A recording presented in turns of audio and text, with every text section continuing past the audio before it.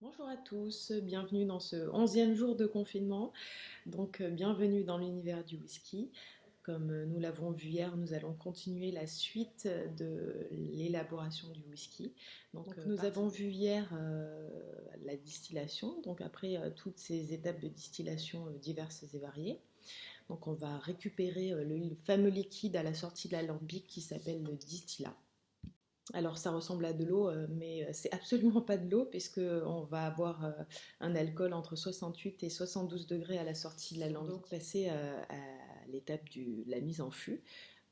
Comment on remplit un fût? En fait, comme vous allez faire le plein à la station essence, mais vous allez mettre le fameux liquide à l'intérieur de ces fûts.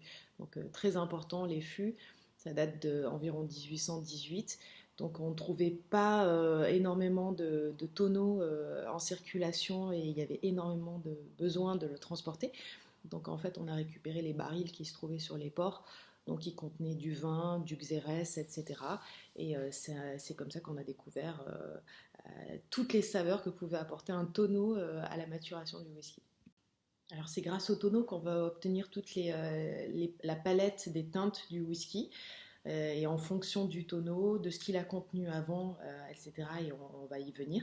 Vous allez comprendre pourquoi il a cette couleur si particulière par maison. Le fût le plus répandu, le plus utilisé, c'est le fût en chêne. Donc il y a trois types de tonneaux. Donc il y a le fût en chêne américain, en chêne blanc. Vous avez également le fût européen et le Mizunara qui est le fût japonais, plus rare d'utilisation parce que plus fragile. La particularité du fût en chêne américain, c'est qu'il va permettre à la maturation du whisky de lui donner des arômes de miel, de noix, de caramel, de gingembre, de noisette, d'amande, de vanille, d'épices et aussi de noix de coco. Alors le fût en chêne européen, alors là c'est un peu différent, on va avoir des arômes d'épices, de bois, de caramel, d'écorce confite, de cannelle, de gâteau de Noël, d'orange, de raisins secs, de muscade, de xérès et de fruits secs. Le fût en chêne japonais, lui, ça va être plutôt sur les arômes de fleurs, de pommes, de vanille et d'épices. Alors, il faut savoir que le fût, c'est ce qui va donner, on va dire, 90% du goût et de l'arôme du whisky.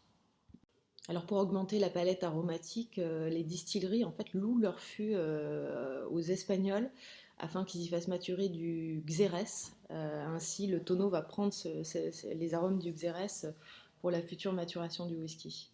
Alors, il y a différents types de fûts et tailles de fûts.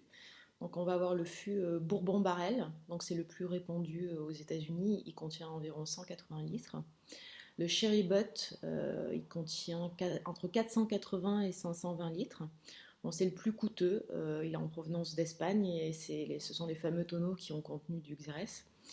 Et c'est ce qui va donner au whisky cette note de fruits secs et d'épices. Ensuite, on va avoir le Hoched, donc il fait 250 litres.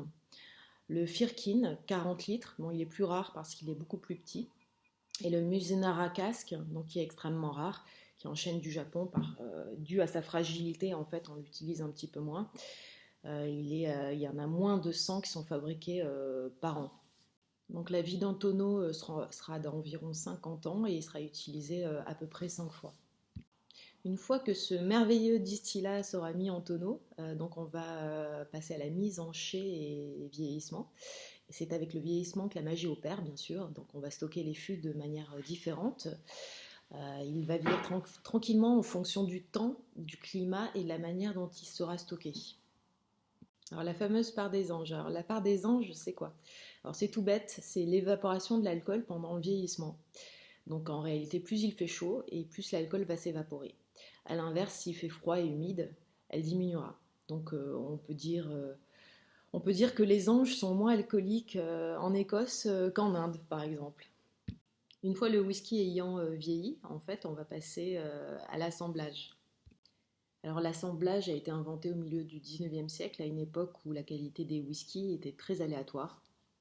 Et pour pallier à ce problème, en fait, le maître distillateur de la distillerie Glenlivet, dans les années 1840, eut l'idée de mélanger plusieurs whiskies afin d'obtenir un whisky plus harmonieux et plus facile à boire. Le blend était né et il représente désormais 90% des ventes dans le monde. Alors pourquoi assembler? De l'art d'assembler dépend la survie des distilleries.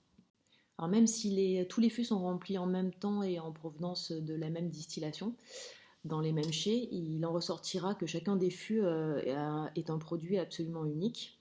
Unique en couleur, mais aussi en goût et en degré. Et du coup, c'est pas évident pour une marque de proposer un produit ayant toujours le même goût.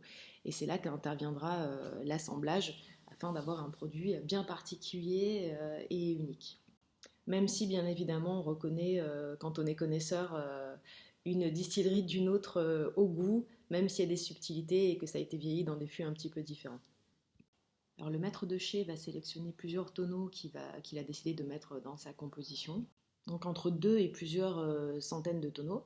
Donc une fois le choix effectué, les fûts seront vidés et mélangés dans une grande cuve en inox afin d'avoir un résultat homogène. Et une fois assemblé, le mélange est parfois remis en vieillissement en fût quelques semaines ou plusieurs mois en fonction du choix du maître distillateur pour homogénéiser le whisky et s'assurer que les arômes arriveront à leur apogée. Alors si vous avez acheté une bouteille de 15 ans d'âge, rassurez-vous, ce n'est pas forcément 15 ans d'âge et vous avez peut-être à l'intérieur de ce blend des whiskies qui ont 30 ou 40 ans d'âge. En réalité, la loi impose que soit mis sur l'étiquette le whisky le plus jeune qui est mis dans l'assemblage. Donc par la suite, on va passer à l'embouteillage. Donc l'embouteillage, c'est pas juste mettre en bouteille, mais aussi effectuer une filtration à froid afin de baisser le degré d'alcool qui généralement dans le fût se situe aux alentours de 64 degrés. Donc on va donc y rajouter de l'eau pour le descendre en degré d'alcool aux alentours de 40 à 46 degrés. Donc on a vu hier qu'après l'étape du brassage, on avait le wash et le wash sort à 8 degrés d'alcool. Le distillat, lui, à la sortie de l'alambic, qui sera entre 68 et 71 degrés d'alcool. Et ensuite, à la sortie du fût, on va avoir un alcool à peu près à 64 degrés. D'où l'importance de le diluer de manière à avoir un alcool entre 40 et 46 degrés qui soit à peu près buvable. Cependant, pour les plus connaisseurs, on a aussi le cask strain. Alors là, on est en direct sortie du fût, sans filtrage et sans être passé par la dilution avec de l'eau. Là, c'est plutôt pour les amateurs parce qu'on est généralement au-dessus de 60 degrés. Moi, personnellement, j'aime beaucoup, mais il faut déjà commencer à bien connaître le whisky pour s'attaquer au cask strength. Alors, quand vous voyez sur l'étiquette single cask, ça vient d'un seul fût. Et donc là, ne vous attachez pas trop à votre bouteille parce qu'en général, c'est pour une centaine de bouteilles et vous ne la retrouverez pas après. Alors je vais vous montrer une petite astuce à moi qu'un maître distillateur m'a donné. Donc pour savoir si un alcool fait plus de 50 degrés, si vous n'avez pas l'étiquette ou qu'on vous le sert comme ça, il y a une petite technique. Donc là on va prendre l'exemple d'un Highland Park 10 ans donc qui fait 40 degrés. Donc quand je le secoue, vous voyez, hop, les bulles repartent aussitôt. Donc quand on a donc là on a un pit d'un Element of Islay, donc il fait 59 degrés. Donc quand je le secoue, il fait plein de bulles et les bulles restent très très très longtemps. Donc voilà comment on fait la différence entre un alcool qui fait plus de 50 degrés et un autre. Donc cette vidéo là-dessus. Je vais vous passer une petite vidéo d'une de mes soirées club. J'espère que vous avez appris des choses et je vous dis à demain.